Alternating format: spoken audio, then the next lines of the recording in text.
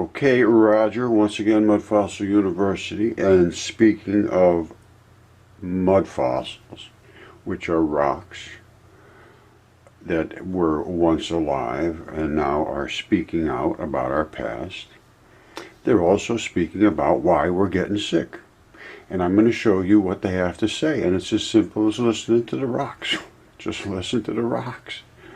Now, this is my logo that I use. I don't know where this came from, but whoever did it, I appreciate it. I've been using it for years. This is obviously the blood supply in the hand. Each one of them has an arterial supply that supplies a whole batch of blood, and then it goes through this little network of vessels, and it comes to the other side and it comes back. Well, each one of them has, see at the very tip, there's a vein and an artery, a vein and an artery, a vein and an artery, vein and an artery. You have two at the end, two on each side. So one of them has the arterial and one of them has the vein. The arterial ones blow out. I tell people this all the time. They blow out because arteries are the weak blood. It's the red blood. It's the rust. It's the rusty red ochre. But the vein blood is the black iron. It's the and veins cap off because they have a clamp inside them. So now let's go see some anatomical stuff that is actually mud fossils and how they really impact much more than just a curiosity and, you know, wow, this is what stuff was really real. It's got such an impact on everything, and that'll all unfold as we go forward. All right, there's a new thing out. It's called translational medicine, and what they're doing is they're really looking at the pictures of the transition metals that are I've been talking about for years. Those are the things that make you healthy. Those are, if they see them in the tissues and they're in the right colors and the right quantities in the right areas, you're healthy. And that's what they're starting to look at now and start to understand that. And the chemistry of the body, your chemistry set. Anyway, I ran off on a wild rant about this and that and about everything. It's all related, but it's sort of convoluted. So, you know, that's just the way I do it. I call it the NPP plan at Mudfossil University. No particular plan. It's flow thinking. Once you start on a flow, you just got to go. So I'm going to go. All right, this is how Carillion photography works. And I understand it. Nobody seems to understand this. It's very simple to understand. High voltage they send in to a plate that's down here, and then you put an object on top of that plate, a leaf or any other object. Now, then you get a coronal discharge. A coronal discharge means the electric, you're forcing electricity into here, electrons. They are going to create magnetic fields where they flow through whatever it is here and then dissipate into air. And I will show you that in a hand. It's very simple, and there is ether in the air. They don't understand that either. Ether in the air is what is static in the air. When you walk around, you get static electricity on you, and then it jumps from you to the ground. That is ether. It's free electrons floating in the air, and what you're doing is you're forcing more electrons into this. They want to get out and get into the air. They go through whatever's conductive and dissipate into the air, and I will show you that now. And it's all because of a high voltage, which is almost like lightning. All right, and this couldn't display it any better. I showed all the blood supplies in the fingers and so forth. They have it all the way down here. What's shooting out of here is the conductiveness of the high voltage field that's being impressed and induced into anything metallic and anything highly conductive, which is in your blood. So it shoots out of here as, like I said, trying to get those electrons back into the ether, which surrounds everything. It's so obvious and so completely dismissed and rejected, actually, with venom. You can see where the blood's coming out of it. I showed you my fingertip looking blood vessel thing. What you're looking at right there is a selection of mud fossils, and some of them have been DNA tested and some not. That's been DNA tested. Human, it's a left lung, and this is a fingertip that's highly eroded, but it's been tested.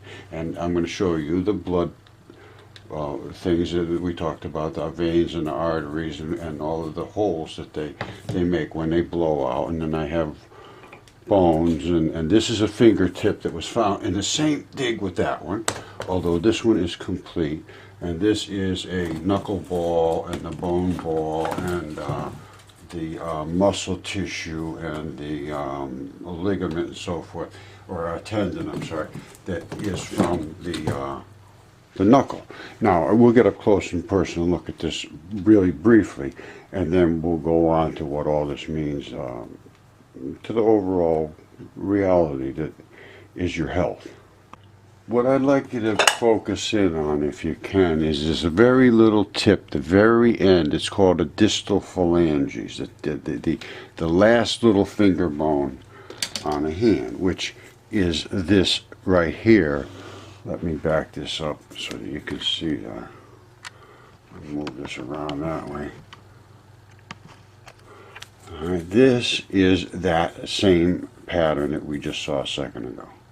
Now, maybe I can hit it with a little water and it'll show up for a second, but this has been kicking around for years. It was black as the ace of spades when it started. But you can see that exact same pattern, and any doctor should be able to recognize that. It's called a bone silhouette, and the reason it's black there and bleeding through the clay is because the clay is the flesh, and the bone turns into a black ferret. There's ferritin in there, which is it's an iron material, and it turns black, and they call it bone black. So it's not something I'm making up.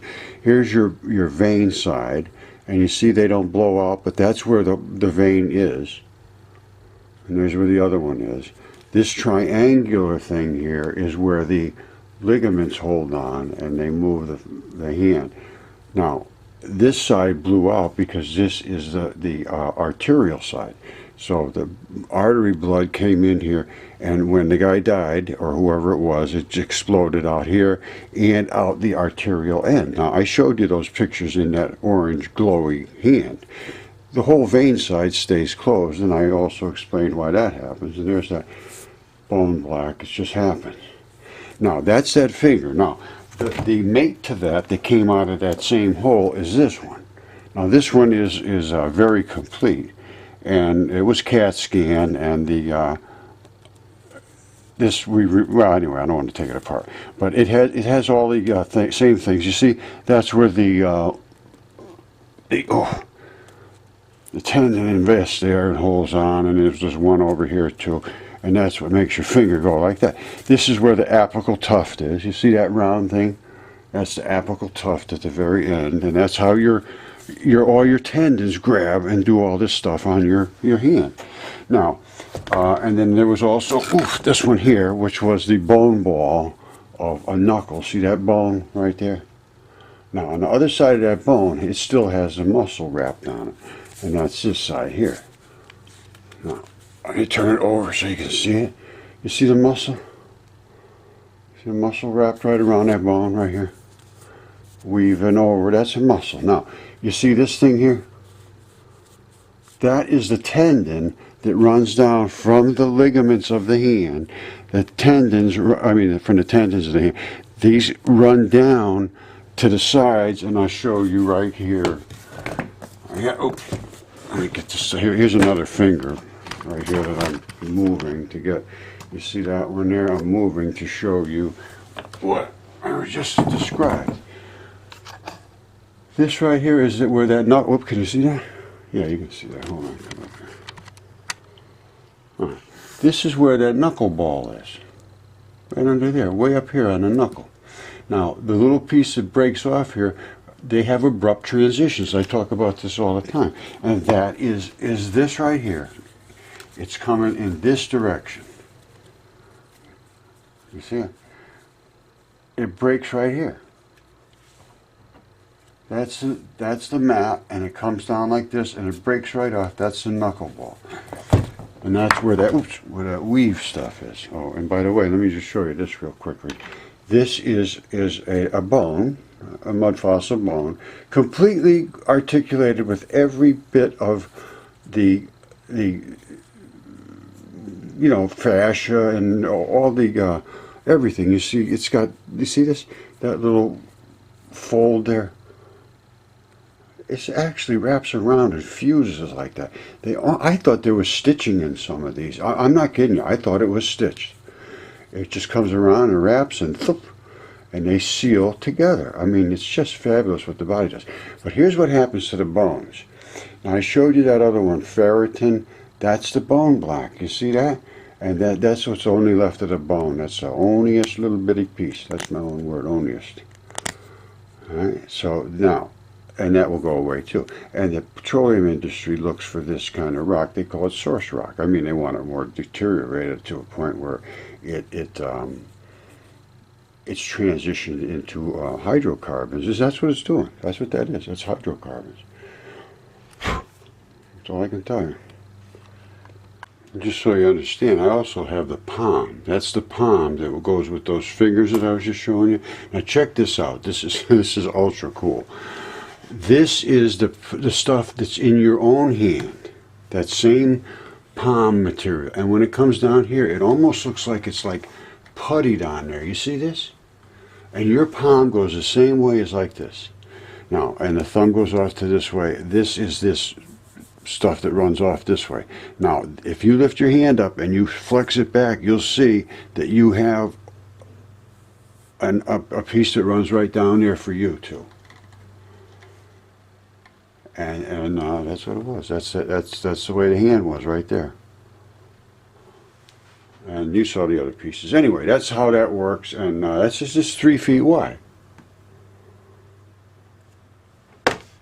And this is some kind of different material than this. It's a padding material. And that's how your body is. You're very, very specific in your tissues. Extremely specific. Toes have like several different types of tissue here and there. The pads are made out of something that's different than something else. And this is what they call biomarkers. Now, I have the actual physical things that were alive and now are dead, and now we can see the chemistry. And I'm going to show you something that will really exhibit the chemistry. And this is what I'm asking them to take a look at so we can get a baseline of what the tissues look for and they require to be healthy. And I'll show you why I say they are looking for a specific molecule to be healthy.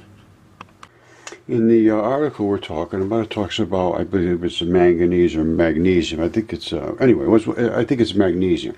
Anyway, you need it to get the rhythm of your heart going. Look at these, they're putting transplants in here to shock them or something. I don't know what they're doing with this. This could be bypass or something. Anyway, this is what your heart is constructed like.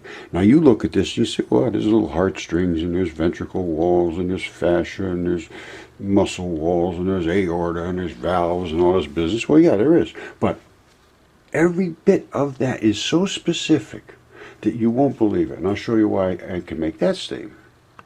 This is an opal. These are opals, and they're Yoa opals. They're found, they call them Yoa nuts. They're found up in Australia, in the highlands of Australia. And they also have all kinds of opals over there too, but they're marine ones, you know, the shells and nautiluses and stuff. These are found where terrestrial creatures were like people that had hearts. That is a heart. You show that to any doctor, you'll see, yeah, it's a heart. Absolutely, no question. Now, why am I making a big deal out of this? Of course I'm making a deal out of this because of these spectacular colors. And why are they spectacular? Because they are looking for some kind of transition metal to become stable after they dried out after being dead. Now, why do I say that? Because the transition metals have these colors. And I know for a fact that every bit of your tissue is so extremely specific that it wants to be this color of turquoise. If it's not that color turquoise, it's not feeling well. And why wouldn't it be that color turquoise? Because somebody can't deliver the metals to it, or there's a bacteria that can't create them. There's a problem. Well, what is the problem? Well, I don't know. I just know the guy's not feeling good. If you could take a fluoroscope or something, well, an X-ray fluoroscope, you go inside the guy's body and you click on that and say, what color is it? Well, it's orange. So, well, you got a problem here. He said, what does it mean if it's orange? Well, if it's orange, it means the guy, you got too much iron oxides. I don't know, that's too much something, who knows. But what we need is a database. I'm not asking anybody to heal anybody. I'm asking for a database. What is in the blood? These are the transition metals. You see all these little tiny colored little dots? That's transition metals that have collected in the blood and settled, and they over here has more of them because it's settled more on this side. You see more of the red blood over here. But this is it's so obvious that the tissues need a specific color to be happy. Case closed. If you can't see that, I don't know what to say. And this is the biomarkers they're looking for. Now, there is more to this story. These are your metals. Now, what else would a metal do? It would react in a magnetic field or in some kind of, like, you know how metals transfer energy and electricity and so forth. Well, let's see if we can figure out something with that. Now, before we go there, I want to talk about the lungs a little more. These are the colors that are in the lungs. That's an opalized lung. This was a lung that the guy died in and soaked in blood. In a certain, something in there lets the colors show up. They bond with the metals that are in the areas in the lungs. And I have them here. I've been showing these over and over and over. These little lungs, and I guess I'll do it in a microscope in a bit. But they're the same thing as this, only they petrify in this. I have another one of ones that didn't hit the opalization. They're just mud fossilized. Hold on, I'll show you that. All right, you saw that spectacular color one. Well, this would do that too if it was, there's some condition that causes them to do that. But you could see a very similar pattern and the different, and you can see the red in the other one too. But the red and the black indicates the red and black blood.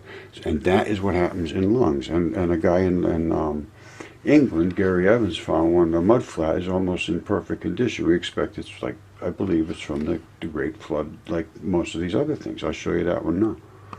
All right, the outside of this thing, when Gary found it, was just a dirt ball looking thing. Now, and he broke it open, and sure enough, look what's inside. The black is the used blood. It's the deoxygenated FeO2 blood. This is FeO3, the red blood. Now, you see how the blood vessels here look like they're perfect. I mean, they're almost perfect. Now, why is that? It was in a mud flat. A saltwater mud flat. Well, what does that mean? Well, it means that it was protected from oxygen, first of all. Secondarily, it was in its own pH. Third, it was wet. Now, if it is sealed from the outside environment, and it's in a pH of, let's say, 7.2, whatever is 7.4, whatever salt water is in that area, and it's wet, it doesn't even know it's dead. This stuff here says, well, I'm okay, I don't care, you guys are dead, that's okay with me. As long as you keep me at this right pH, I'm supposed to be inert anyway. So it sort of just lays around here just waiting for blood to throw through it. Stop throwing it. Well, I don't care as long as you keep me wet. That's what happens in these veins and artery. Well, in the, anyway. And you could look at this. You could look inside, there's still blood in it. The thing is oozing blood. Oh, there's no blood in rocks. I've got them that's gushing blood so much that I had to clean up the counter. I'm not kidding you. You know, they talk about rocks won't bleed. Ay. Can't get blood out of a rock. Anyway. Alright, well here I'll show you a lung that gushed blood. Alright, this lung here just literally gushed blood. This one over here is extremely dense in blood, and we went inside there and took a sample out of it, and that was, and we did it good. Oh, you guys got to contaminate it, you breathed on or something? Absolutely not. This was dense DNA. This is not just swab from the outside and hope for the best. We go in and take it out. Well, I really can't show you on this one, but I've shown this a million times. Now, look at this. This is a lung, all right, and all these little spots turn, just blood flowed out of them. Now again, remember how the other one was black and red? Well, this one's red, and the black bled out of it for some reason. I don't know, it was bleached out of it or it was sticking above the ground. I'm really not sure. I can't remember. This was years ago I found that. And it bled all over. That's back when I had this little thing, which I don't have anymore, so I lost a ton of stuff. Anyway, this is the, that's the fascia. And that's so like a fabric that's cut, what they call, I think on the lung they call it pleura, or might call it fascia. Anyway, and if you look at this pattern of the lung, that is these kind of patterns that are on the lung. A doctor would know that. You see, if you see one out of an autopsy, and I show those, and I've shown them over and over and over, they're exactly the same. Doctor will understand that. It's the same pattern. In the back, there's a depression. It's the left lung. It's the depression of the heart is right behind there. That is the tip where you have that fascia tongue at the end there, and it's dense with blood. And we drilled up in here into a hole there somewhere, I can't remember. But we went into the blood. No, we didn't go scrubbing off the top of some dirt. And that's what right now they say, oh, you just go into the mud. Well, they're right. And they decided to do that, I think, because of stuff we sent out long ago. It's been a long time. We never heard a word. All of a sudden, mud has got loaded with DNA. They're so happy. Well, I knew that years ago. Anyway, and this was the blood right here that came out. This one's been DNA tested. I think I told you that. 100% mitochondrial DNA. This is what came out of the other one. Look at that. And that's what happens because they're impacted in this wet mud, and it's sealed. They're sealed. They're sealed like somebody layered them with stucco or something. I don't know what to say. This is what happens. They get plugged up. They can't come out. Then you take them out. You put them in the water. You let them soak. And then you take them out. You let them dry out. And all of a sudden you notice there's blood. And I'm not kidding you. I got to tell you this. This is hilarious. When I was first starting with this, I set up a big thing outside because I started suspecting something was going on. And I had to start cutting into stone. I cut tons of stone. I mean, I cut them over and over, stone. Anyway, so I'm out in the back there, and I'm cutting stone. I got a stone cutter, and I cut this stone, and I washed it all up, and I'm looking at it, I'm letting it dry out, and I looked at it, and I didn't see anything special. It just looked totally blank. So I go up, and I'm just doing whatever I'm doing. I come back, and I look, and I see this red spot. I said, holy smokes, there's a ruby in there. So I said to my wife, I think there's a ruby in this thing. So I go wash it out to see what the ruby is. It's gone. I see, what the hell is this? So I put it down. I go back. I come back. There's another one there. It's the blood. The blood kept coming out because it was still wet. It blew my mind. And that's when I knew the whole thing was not as advertised. Let's put it that way. So anyway, don't listen to what you're being told about rocks, and they're nothing but rocks. That's just nonsense. This is totally 100% verified. Hold on, let me just show you the report. By the way, Squibb is getting into this big time now. They're looking for biomarkers because that's what this is. I can tell you where these are supposed to concentrate, these metals and minerals. I mean, by what I see after the thing dies. That's where it's supposed to be, that stuff, because it appears to have petrified in a great flood of some sort and leached all the things out, and then it says, okay, what do I need to get stable? Here's the things that you work with. Here's your minerals. Limestone is your connective tissues, and CaCO3 and all that. And this is the kind of stuff they're working with. So if we had just a database of everything that was in your blood and everything that was in your feces, that would tell you how, what you need to be healthy. The two of them work together. It's as simple as that. And I mean, there are other things, but that is, you start there and you're going to be pretty damn healthy. I can tell you that. That's my feeling. All right, this is the new Mudfossil University website. It was formerly, and you'd get into here by putting in mudfossils.com or Mudfossil University, I believe, will take you here. They're trying to link it. I have a web developer doing this, and they're working on it now, as it says. Well, I mean, maybe it doesn't say it's under development, but it is. Yeah, see, coming soon. Now, but we have a couple of just real basic stuff. You can get to the YouTube channel, all the videos. You can get to Facebook, I think that, well, let's see, it goes to Mudfossil University, look at that. And this is my stuff. You would see it differently, but it's a tendon wall, and you need a microscope to see that. And I'm not kidding you. See that? And here's one right here in you. See that ball and that strap? The same one you just saw. And this is in these walls is nothing more than this with the strap broken off. That's where these pumps come from. You see? If you look carefully, you can see the stuff inside of there, which is the organic tissue. And these little squares and everything, that is normal. Your body builds things in little tiny blocks. Absolutely incredible. Okay, I've been claiming for a long time that the tendons they come in these little blocks. These are tendons, and they're made out of collagen fibrils.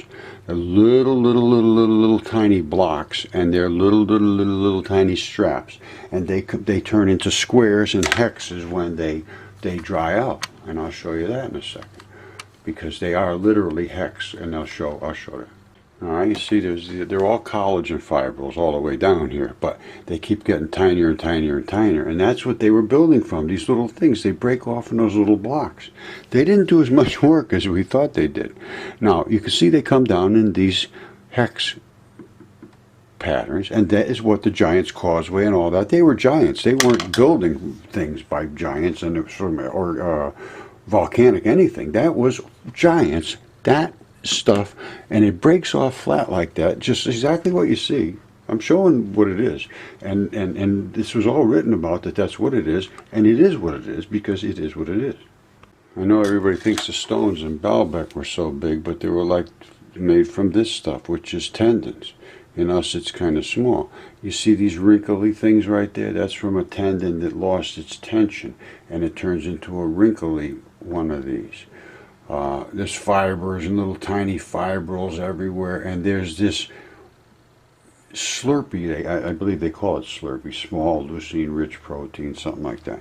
And it's made out of clay, slimy clays, kaolin-rich, red, bloody clays. And they service and make this slippery and keep everything separated so the tendons can slide back and forth and bend and do all and become supple. And they need to be well hydrated, and you need the correct minerals and metals in there. Otherwise, you're going to be stiff and sore.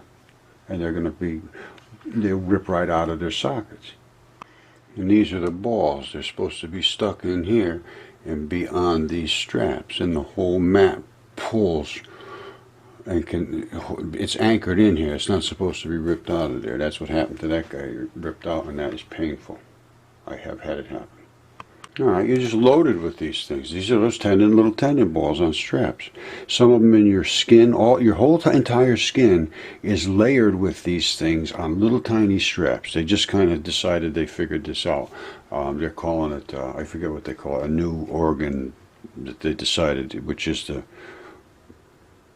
Anyway, it's got to do with a wrapping around stuff with little tiny balls and straps. Now, and that's what these are, and they stick into your bones, they stick into your ligaments, they stick into your skin, they stick into your muscles. That's what holds you together, and they everything grows around them, and they pull. Now, I'm going to show you one that's in a gigantic creature that's dead now, but it's the same as when I showed you that was pulled out of the muscle tissue. I believe that one came out of a muscle tissue. All right, that is that strap. That's the ball.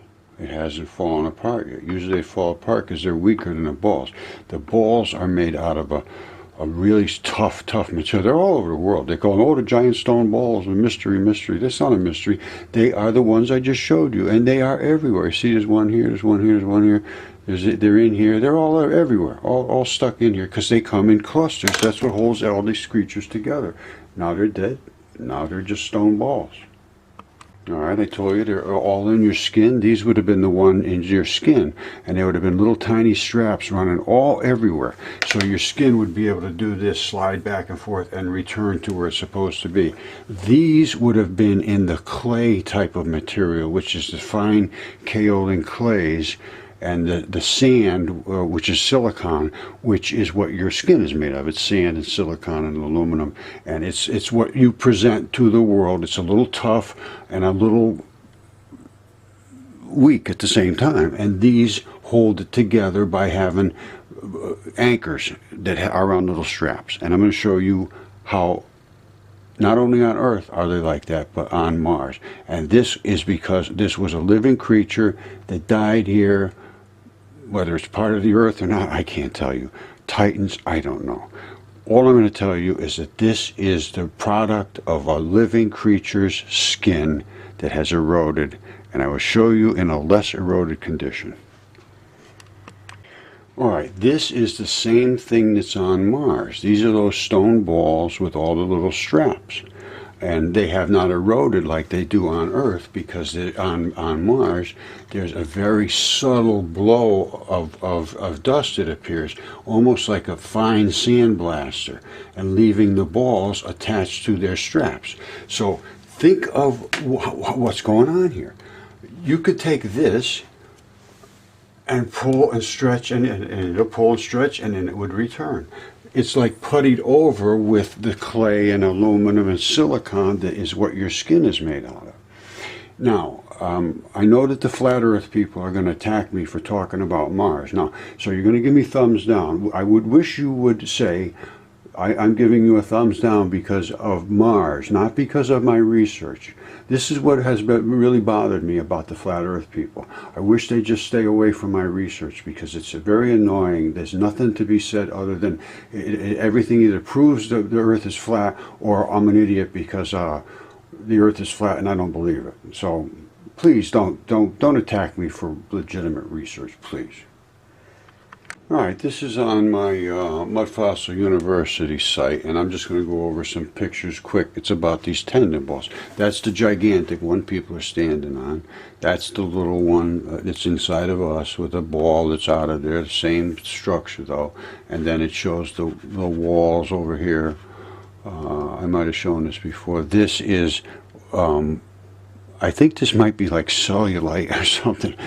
It's a, and I'll show you what this boils down to in anatomical, which is right here. Okay, this is like Baalbek slabs and limestone big slabs, and that will also turn into, some of it will become like hex fibers. That's, I believe I've mentioned this before. Anyway, that's the springy stuff that's like the top of Devil's Tower. If you look at Devil's Tower, that's a foot, and this is the top at the abrupt transition where it breaks. The tendon loses its tension. This is what they are, and that's where you see anytime you see these hex fibers, that's where they came from. These are CaCO3, but they're porphyritic. They're porphyritic limestone. That means it's CaCO3, but not the marine limestone. Porphyritic limestone means it contains other things other than CaCO3, which is shells and things like that.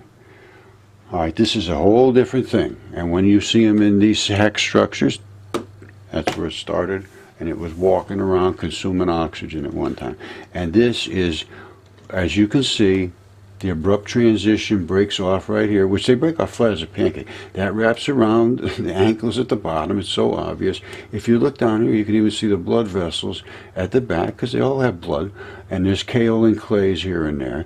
And that's the wrinkle zone at the top. And you could find the vein and artery up in here if you look careful enough. All the stuff that's eroding away is the red blood and so forth. There's an abrupt transition. It's fully understood. And I've seen it 1,000 times. Probably many more than that. So what else we got here? Let's go back from that.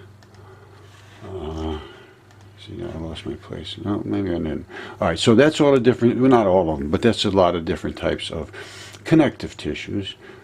That's the fibers. This is on Mars, has the same thing as this. Mars is the same as Earth. It's from the same living product as Earth. All right. That's the structure of the tendons and how they're broken into little tiny blocks. And see the different colors here? That means that they're different. There's a different biology to some of them in the same structures. You can see it. I can see in my own stuff. And that's how they tendon balls go. And that's where they break right here. It's a strap, and they break here when they separate here, let me put it that way, when they dry out. And everything is a product of the Great Flood. And it was soaked, and all of the organic material, not organic material, but all the volatile stuff that would exploded, literally just washed into the waters and went into solution. So as they dried out after a year or whatever it was in the water, they they just dried out and started to mineralize, and that it's called pre-mineral. It's just dried out. Let me put it that way, and it became hard. I've done it here. I made mud fossils here. It doesn't take long. It only took me about 6 months. These are those tendon balls that are in. That's flesh. And it's eroding, and it's the balls that hold everything together. I think we talked about that before. There's a gigantic one, and inside of these, there's a cavity, a gigantic cavity. Oh, well, when they're gigantic, it's gigantic. But there's a cavity in the center, and that appears to be filled with silicon dioxide, silicon.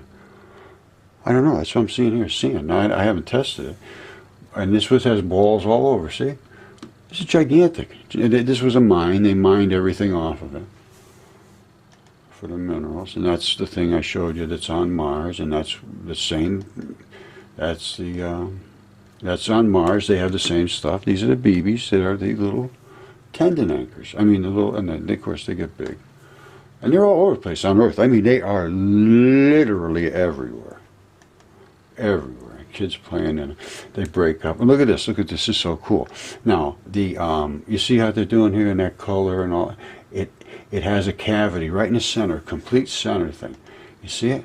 Now, I believe this is that same thing cut flat. The ancient Chinese used to make plates out of them, because they do have this really sharp-edged.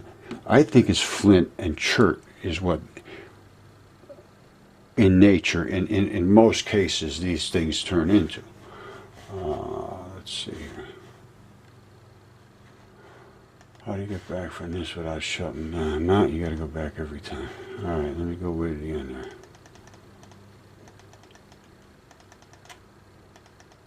All right, let me go back to that one. Now, you see this? I think I got another one here. Yeah, you see? Look over here. I don't want to hit this because then I got to start from the beginning again.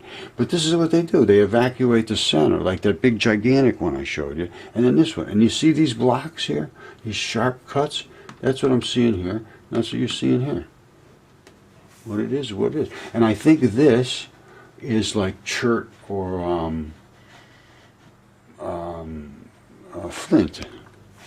And these washed up, see, they're all over the beach. They washed up from some poor dead old guy. Alright, now let's see what we got next here. And they have a vein and an artery. See, the arteries sort of leak a little blob of blood on there over the course of time. And that just happened to be sticking up in the air, and everything else eroded away. Now, that would have been in skin, probably. I'm just telling you what it is. That's the thing that we showed a minute ago, and that's how they're all everywhere. And that just gives you an idea of it. They're almost like an onion in most cases, and the center, if you cracked it open, it's like an egg, and the yolk runs out. All right, now this is cool. This is on Mars. That's the Mars crab. All the little legs in there are arterial blood vessels running out of the artery, which they do, to service the blood muscle and vein, muscle and all of the tissue that surrounds that, because every bit of tissue, every cell needs to be nurtured, and it has gases that have to be delivered and picked up. It's got byproducts and waste, it's got all this stuff, and that is what the blood does. And it goes around with these metals, the blood metals that I've been talking about forever, the transition metals. This is what he got. He said, oh man, I got carbon dioxide, I got some uric acid, I got this, I got that, it's a mess over here. He said, well, here, I'll send some guys down to pick it up. He goes back, or I don't know what he does, he just maybe wireless. Hey, come on down. Send the crew down. This guy's in a terrible mess. Come down and pick it up. So they come down, and they say, well, what do you want to bring us? Anything to bring down? Yeah, bring some oxygen, bring some of this, and bring some of that, bring a little glucose, and, all that stuff. And, the guy, he needs a little fatty acids, and, bring the whole batch. We'll see what we need when you get down here. So they take it, and zip, they go down. They get down there, and they deliver this stuff, and they say, all right, what do you want us to pick up? Here it is, take it, get out of here. So they come into the vein. Right, the vein right back up to the heart and the lungs to deliver that stuff to become carbonic acids. And guess how that happens? It's in the transition metals of the lung, it appears. Now I'm finding this out because it says this happens rapidly, and it happens as an acid. Something acidic happens in your lungs. Now, I can't explain it yet. I just ran into this a day or so ago, but it's all starting to add up. The deeper I dig, the closer I'm getting to gold, it looks like to me. By the way, gold is very easy to find. Anyway, and this, of course, is the muscle tissue. And this stuff, the connective tissue and muscle tissue, and what's run out of here is the red blood and the gooey sort of stuff that's turned into dust, which I always tell you, the red blood turns into dust. The vein blood gets hard. It doesn't turn into dust like the red does. So that's just the way it works. Now, and that's on the moon again, I mean on the Mars again. This is on Mars, the same stuff as we have here, skin and layers of tissue, same on Mars, which is there. And I know they're going to be all giving me the thumbs down for talking about Mars or outer space or any of that stuff. So that is what we're looking at to talk about reality. All right? And these blood metals, which I think are the most important thing in your body, need to be examined more importantly, and I think they're more important than the Earth being round or flat. So let's look at what I'm really presenting here. Now, I've got a ton more to go, and I want to show the body's immune defense system, and I'm just going to give you one quick shot to show you how much power we have when we have what we need to feed the troops. All right, I'm just going to play this. This is by Synapse Center for Health and Healing. Now, before you can understand how to fight something, you have to understand what you're fighting and what you're, what kind of, weapons you possess and what kind of weapons they possess. So let's listen to this. This is pretty interesting. All right, I'm just going to let it play. It's your immune system under a microscope. How you fight things. How you can react. Welcome. Today we're going to take a look at your immune system under the microscope. So what you're seeing on your screen here are a bunch of red blood cells that deliver vital oxygen to our body. The moving cell there is a lymphocyte. That's your immune system. That's what it looks like under the microscope. So its job is to go in between all of these cells in your lymph system and start cleaning up, if you will. What you don't see is that it's swimming in water. That's why we need to drink water when we get sick. What you just saw there is a lymphocyte that's changing direction. That's showing intelligence. It's got a signal called chemotaxis to go clean up a mess, and that's what it is right there, cellular debris. All right, did you hear what he said? What you don't see is it's swimming in water. Well, what is that water like? What's in the water? You think if you went swimming in a sewage pond, everything would be fine, you'd be happy, you'd be doing a back float and just, spitting water out and just as happy as a little clam? I don't think so. So what you're seeing there is that lymphocyte starting to break down and clean up all that cellular debris. Just like a car that uses gas and there's exhaust, all of our cells use fuel, and then there's byproducts of metabolism. This little stick figure, that is streptococcus. That's your immune system taking care of bacteria. Look how it goes and protects you by enveloping itself around the bacteria. All right. We know that magnesium or manganese, I forget which one, but the metals affect cellular walls, how strong they are, how weak they are. And you need good, strong cell walls. You need the right chemistry. You need the right chemistry. Now this is a picture of natural cell death. This is apoptosis. This is a cell. Just watch the edges of the cell. I just want to say something else. I can't help but keep cutting in, but apoptosis is a natural byproduct of cannabinoids. Those are cannabis byproducts. And they kill cancer cells by programmed cell death. The natural byproduct of the way your body works. It says, hey, this guy's in trouble over here. We're going to have to just kill him and get him out of here. That's apoptosis. Well, cancer is exactly the opposite. Something turns off and says, hey, leave the guy alone. Let him go. He's all right. No. He's growing like a monster over here. You got to get rid of him. So no, let him go. Well, that's cancer.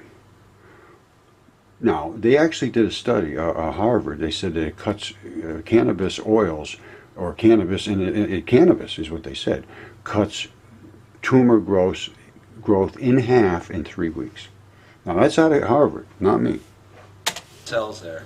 It's about to die, and what a lot of people don't know is that our cells are replaced every so often. Red blood cells every 149 days. Other cells may take years, but our cells are replaced with whatever we've been eating at the time. Okay, I agree with that 100%, almost.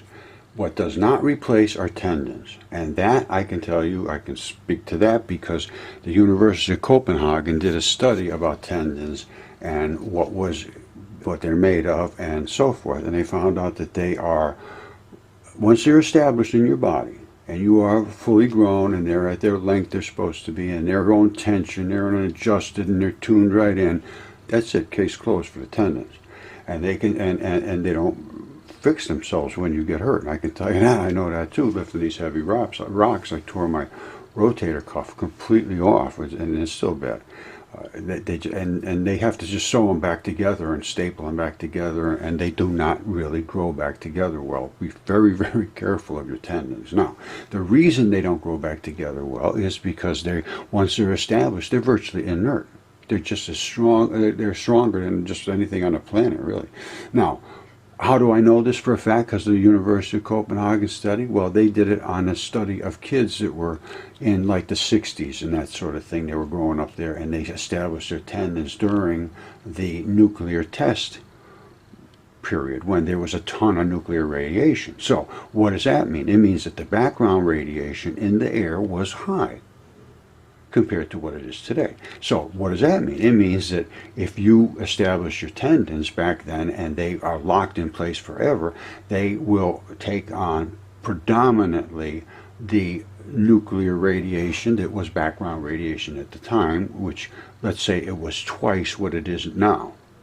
So inside of you, everything inside of you is background radiation at, say, 1, because that's what it is now. The rest of you in tendons come from the 60s is still at 2, which was from the insanity of nuclear radiation in air, or nuclear bombs in general. So anyway, that's just another issue. All right, listen, we have so many defenses, but we are so under attack. Everything you take in, it doesn't just go in you and say, oh, you're not supposed to be here. Oh, don't worry, I'll just leave. No. Somebody's got to deal with them. Somebody's got to go around and deal with them. Don't you understand this, people? The doctors just don't. So it's important to know that these lymphocytes have to go in and clean up all of these cells. And we have trillions of cells. I joke around with my kids and I say, I want you guys to clean your room as well as your lymphocytes clean theirs. And this is what we see. Trillions of cells being cleaned up. And this is why it's so important to eat a healthy diet with real whole foods, because our cells need those big building blocks, not fake foods that are going to break down and add more work to your lymphocytes. When your immune system gets overworked, then it can't protect you as well. And what you're seeing here on the screen is natural cell division, and instead of it dividing properly, you'll see at the middle of the screen, it stays conjoined, and it becomes what's called a binucleated cancer cell. Those 2 dark circles, those are the nuclei. The lymphocytes that are circled there, those are inside the cancer cell, and that arrow points to the cell membrane, and the lymphocyte on the outside is trying to get in. Watch how it pokes multiple times. We count 7 times it pokes to try and get in. If your immune system is weak, it can't get in. If it's strong, it can get in and start to help to defend against the cancer.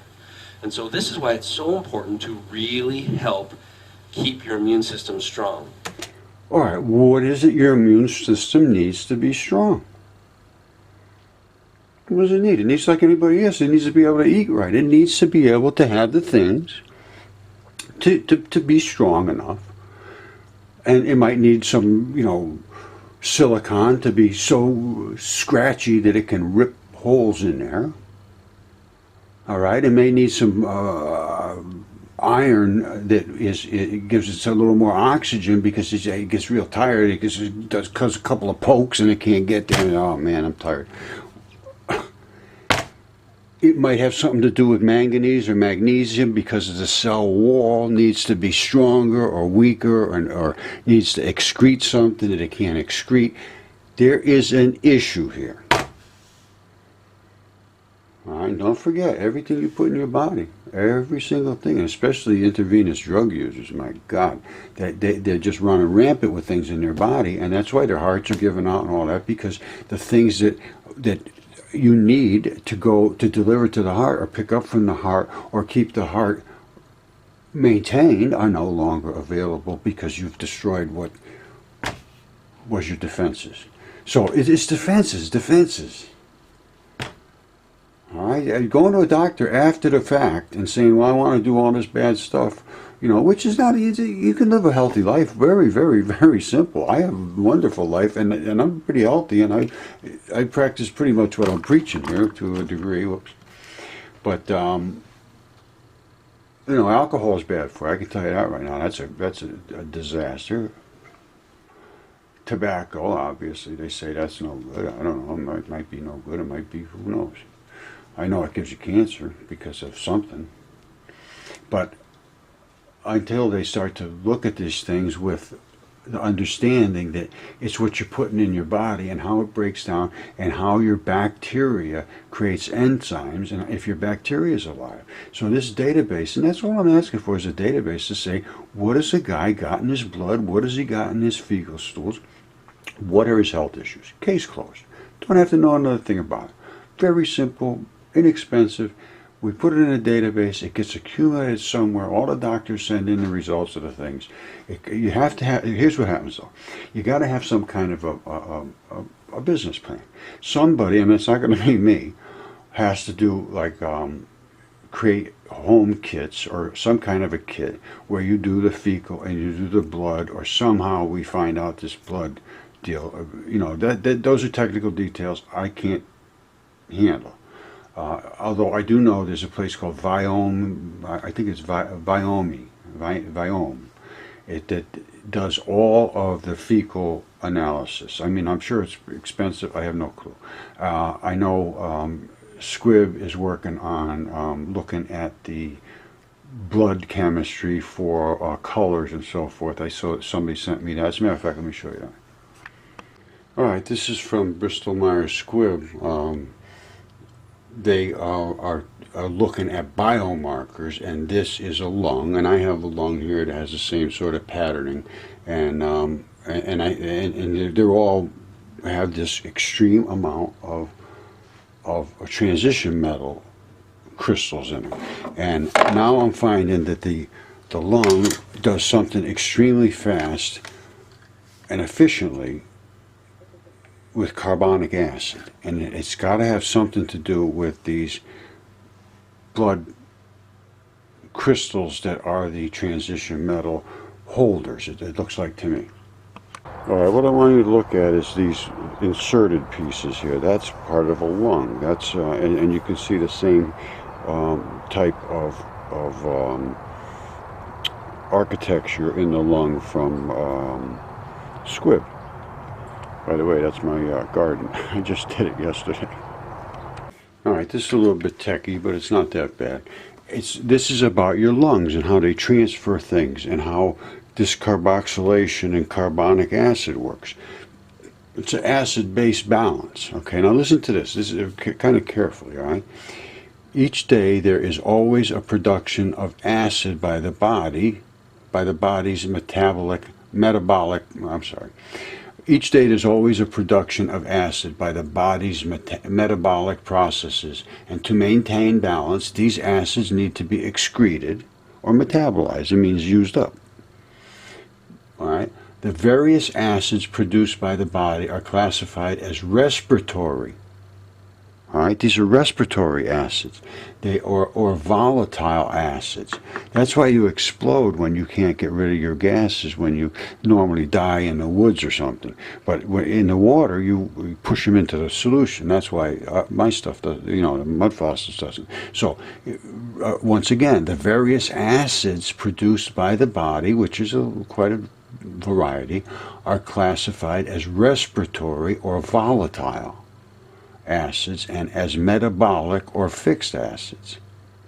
Which doesn't make sense, and they say it doesn't make sense later. The body normally can respond very effectively to perturbations in acid or base production. What does that mean, a perturbation? They don't make this even sensible. The body normally can respond very effectively to perturbations in acid or base production. Acid and base production is when you run and jump and scream and do things. You use up oxygen in your body, and you use up other molecules and so forth, and you create these gases. That's what that means. Perturbations in acid and base, and you can respond instantaneously. You jump up a couple times, instantaneous response. Now, how does that happen? How can they be so responsive to your system? The body normally can respond very effectively to these changes in acids and bases. How does that happen? I know now how it happens. It happens in the lungs. It has to happen in the lungs. That is the only place where these crystals seem to congregate, and it's the only place that I would think can feed the system with ions and blow them out into the air. That's what happens, because it's a pressurized system. It's a little different than people think. You just take an oxygen, you blow out carbon dioxide, a whole different story. It's acid based and it's pressurized, and that changes the way it is, the way the gases react. You're an extremely exquisite chemistry set, working with an extremely elegant set of tools and an extremely productive, cooperative groups of creatures that maintain every little bit of your body, just like the little cleaner fishes clean off the whales and things. I mean, that's just the way life works. Now, let's go on this. So now we know that we got acids going out, we're blowing them out into the air and so forth. Now, what does this mean to us at all? I mean, this may not mean anything, but it may mean something. Metabolic acid. The term covers all the acids the body produces which are non-volatile. Because they are not excreted by lungs, they are said to be fixed in the body, and hence the alternative fixed acid. All acids other than H2CO3 are fixed acids. No, it's not right. Something's not right there. But these acids are usually referred to by anion. No, you don't want to hear this stuff. The above total for net fixed acid production excludes the lactate production by the body. Anyway, it goes on. There's all kinds of stories about this thing, and how the perturbations work and buffering and all kinds of things. So if you want to get into it deep, it's interesting, but it's the basic takeaway on this is that your body works on an acid-base balance. When you take in molecules, they may be acidic, they go down to a place where there's a base, they drop them off. That's how it is. They hook with pH changes. That's how your body works. And that's because they're transition metals, and they have the capability to hold somebody just lightly by the hand. That's their transition states. They transition. So what do you want to do now? Well, you go into a positive state there because you got to hook up with that. All right, no problem. Go. He says, when you get down there, you're going to be in a little lower pH, so you're going to have to dump that guy off and grab the other thing and come back here with him. We'll deal with that when you get back here. There's a dance going on. I don't know who's running it, but they're doing a good job.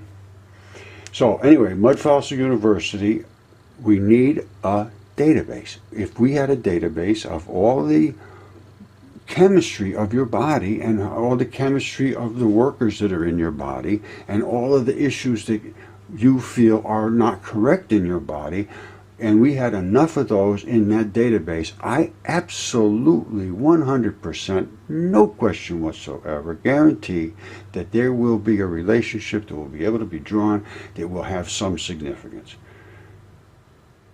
Right? It should be crowdfunded, or it really should be, because this is otherwise going to be turned into a very expensive thing. I'm absolutely certain.